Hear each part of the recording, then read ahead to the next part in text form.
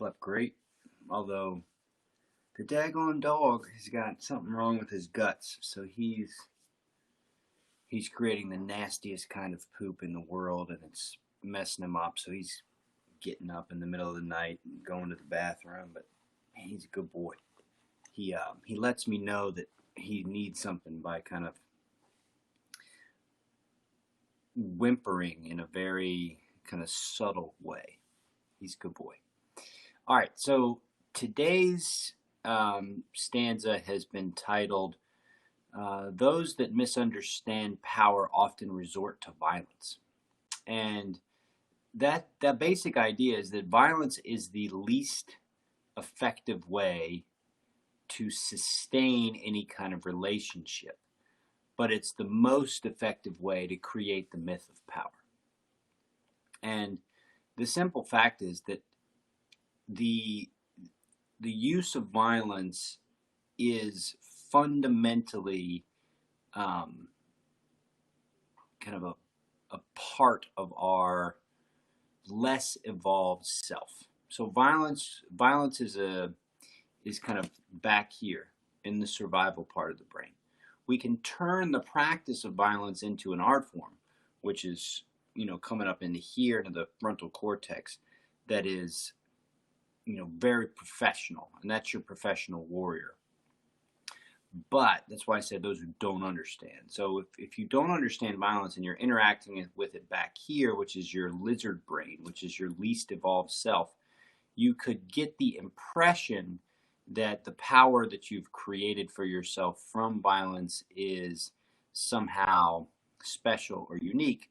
But ultimately what it is just another kind of unsustainable kind of technique for getting to the kind of triggering the least evolved aspects of the human. That's kind of where violence kind of really is effective. It triggers the least evolved aspects of us. So to understand violence is to understand power is to recognize violence in its place in the broader spectrum of how to create power.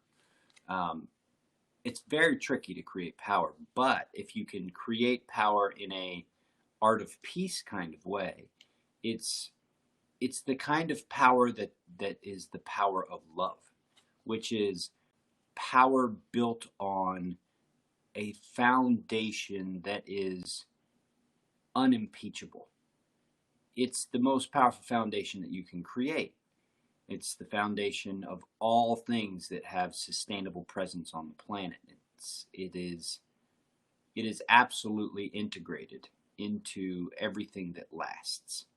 And if you understand that, the creation of power and the kind of lived experience of power becomes the lived experience of love. And it does not mean that you live in this place of sunshine, rainbow, and butterflies. You still need your professional warriors. You still have to have that. You always have to have that. There's always going to be that part of the human experience that includes the kind of violence that is the dark side, which you talked a little bit about yesterday. That can't be avoided. It can't be ignored. You can't get rid of it. It's just a part of the human experience. So we have to account for that. That's what we need. We need to always support, cultivate, nurture a professional warrior class. It's always got to be there. But it needs to be seen in the spectrum of the greater whole. And in the spectrum of the greater whole, the professional warrior class should largely be pretty small. And I would argue for the most part we've done that as a society. We've really created a society that's built off of fundamentally really sustainable things. Now I know there's all kinds of problems. There's climate change, there's these militias, there's racial injustice, there are all these elements of society that seem to be breaking apart. But the only reason that those pieces are showing up is because we've built such a solid foundation. And this is in my sense, this is really an expression of our evolution. It's not so much an expression of our lesser selves. Now, what's coming out of a lot of people is their lesser self, and that's largely because they don't understand power. And so I'm talk a little bit about the stanza today, which is 49, and then we'll move on to the training. But a true warrior is always armed with three things. This is a true warrior, someone who understands power.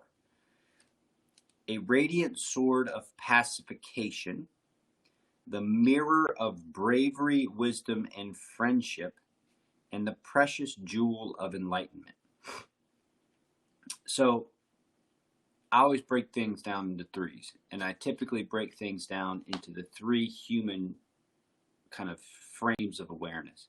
So the first frame of awareness that you can kind of really see as its own chunk is the mind, or the mental aspect of the human. The second chunk that you can really frame your awareness around is the body. And then the third, which is something you can frame your awareness around, but it's hard to you have to kind of fill in the blank a little bit, is the mystery, or the divine, or the spiritual. So a true warrior is always armed with these three things: the radiant sword of pacification. So power is not beating someone into submission. Power is facilitating an environment where everyone benefits from peace. So it's like, hey, let's all get money, or hey, let's all build this great building, or hey, let's build this great society. That's getting people involved in something that is exciting and something that's built around love is incredibly powerful. You build something like that, I mean, you're as powerful as you want to be. And you're not just powerful because you are powerful. You're powerful because what you're creating is fostering empowerment in others, which really gets to the second part, which is so neat. The mirror, okay? The mirror. So that means that people will see that in themselves. Your expression of these things facilitate people seeing it in themselves. They don't look to you for it. They see it in themselves because of you. That's so powerful. I mean, come on. Is there anything more powerful? Just think about that. Think about you interacting with someone and someone feeling more confident because you interacted with them. Not because of what you said to them or that you're friends with them, but because of your openness to them and you just being there, maybe listening or just being present, enable them to find this within themselves. Like, that's power. And it's so much easier. The last thing I want are people thinking that the only way that they can get to where they want to go is with me. My job is just to frame awareness. And that's the mirror. I want to be a mirror for you to see the strength that's already there.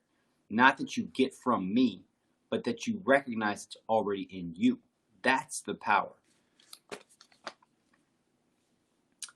Wisdom and friendship, right? Which is just this, it's just this relationship, you know? My goal, I had a good friend of mine used to always just call me the motivator. Like, my job is just to motivate people. And my job isn't to be the guy that everyone looks to for the answer. My job is to help people recognize that they can find the answer within themselves. And so that's wisdom, bravery, and friendship. You know, I don't want people to rely on me. I don't want people to feel like they have to have me in order to be the best version of themselves. That's stupid. What I want is for people to recognize in themselves in my story and say, oh shit, I can find that same path too. Because look, the only real difference between me and anybody else is the framework around the spark of divinity that's within me. The spark of life, whatever you want to call it, it's in everybody else too. And the only thing that gets in the way of that is our story. And so what mindfulness does is mindfulness shows you that the story can be situated, boom, here. The story can be situated here. That's not who you are. It's just the story. You situate the story here. You situate your experience of the body here. You situate the experience of the mystery here. And in the experience of all of it is your experience as being a human. Now, the precious jewel of enlightenment, okay? The precious jewel of enlightenment is where I am and am closer to than most of you. So what enlightenment is it's kind of a faith. It's a faith that whatever is showing up is okay. And the reason why I would say that I have an element of enlightenment that most of you don't is that I have gone through this same process that you may be going through for your first or second time, but I've gone through this process now, like, I don't know, 15 times, where it's a massive upswelling of internal environment that is just dark. So the demon, like the other day, the demon. I've seen the demon over and over and over again. And each time I see the demon, I've seen it from the perspective of kind of attempts to get upstream of the demon and then boom, falling into the demon. I've seen that over and over again. And each time what has happened is when I've seen it over and over again, I've gone into the practice. And each time I've gone into the practice, the demon has just faltered. It just can't hold. It's so hard for it to hold. Not only that, I've taken that same skill and applied it to the creation of other things. And this foundation of love and building power off of love and things like that, I've actually done it. So I've done it over and over again. So for me, I don't have to be convinced of this. That life has convinced me of this. What was the other stanza a couple days ago? You can only learn a fraction from the teaching. It's only through your devoted practice. So I'm your teacher now, but ultimately you want to get to a point where you just see me as just kind of like a nice reminder, but you're going to learn it for yourself. So I've learned these things for myself and I've applied them and I see that they work. I don't need any more convincing. So I'm not enlightened like floating on a cloud or some shit. I'm enlightened just in the sense that I don't have to convince myself, or I don't have to prove that this is effective. That's already proven to me. So any engagement that I engage in comes with a very clear presence of what's happening. And because I have that presence, I'm able to access the wisdom of these three frameworks of awareness: mind, body, spirit, in a way that most people aren't. And so that is what the jewel of enlightenment is. It's just time. So I've spent more time in presence and I understand it more than you. That's the difference between you and me. Now, what happens as you start practicing and continue to practice, especially just continue to be aware, is there's no longer going to be a convincing. There's simply going to be an experiencing. And as you experience more and more, you'll become more and more enlightened, which ultimately means that you'll be able to move into most situations with kind of a separation from what shows up, whatever comes up. And so by that I mean if you've ever gone into a situation and felt a lot of fear, you can get identified with that fear, and that fear can drive the experience. When you become more enlightened, you can experience the fear. The fear will simply be a part of the experience and won't drive the experience. So that's kind of what enlightenment kind of feels like. So that's the stanza for today. Let's get into the training. We're going to do it quick today. It's going to be a quicker training today. I've got something going on a little bit later, and I want to get ready for that. So we're going to go through the bells real quick and just finish up for today.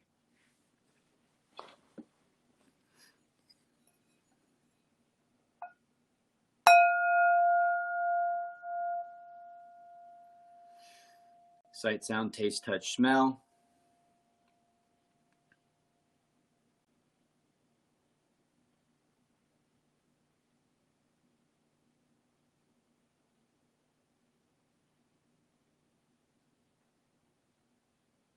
Maybe not so quick. It feels really nice to close my eyes.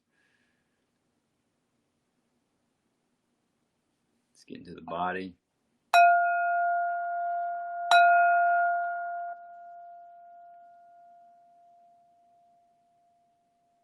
Just start at the bottom, work your way up.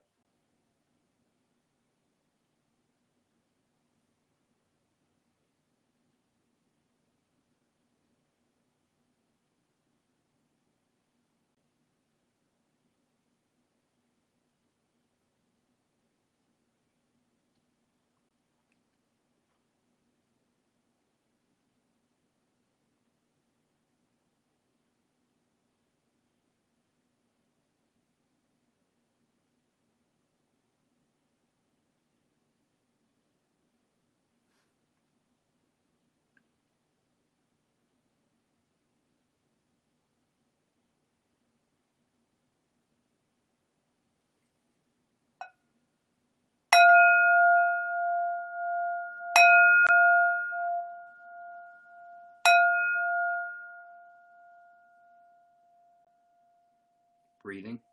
Let's just breathe for a minute or so.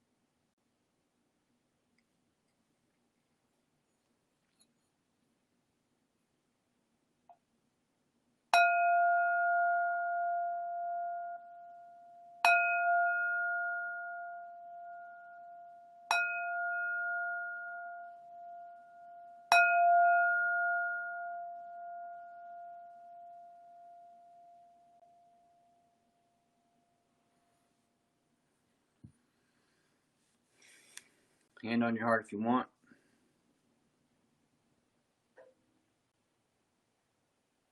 Start to feel for your heart. This is the goal, right? So all the steps lead to open-heartedness.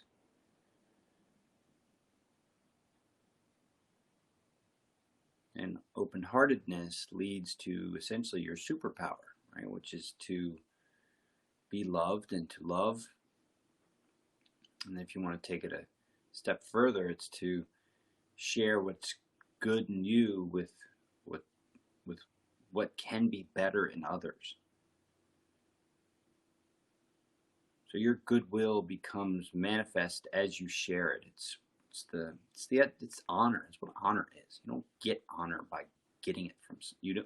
Don't get honor by like taking it or buying it. You get honor by giving it.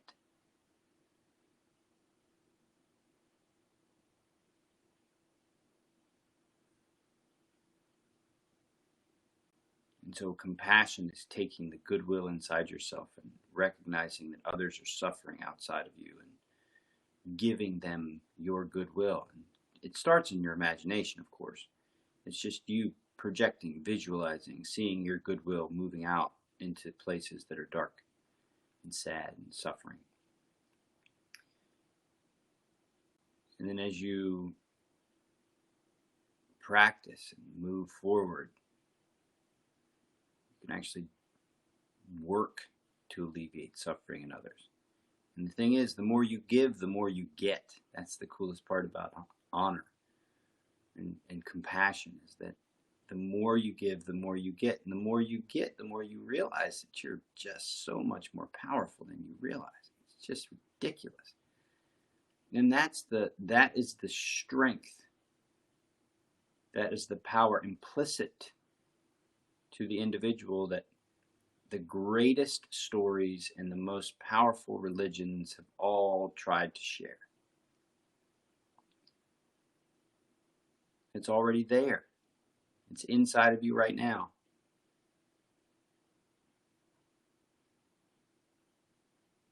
So take 2 breaths, and on your second exhale, let your hands float down.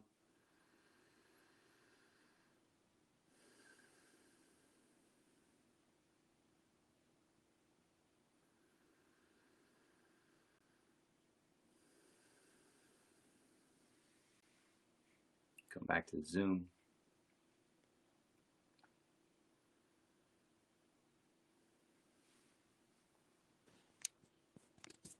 Really appreciate everyone who practiced with me this morning.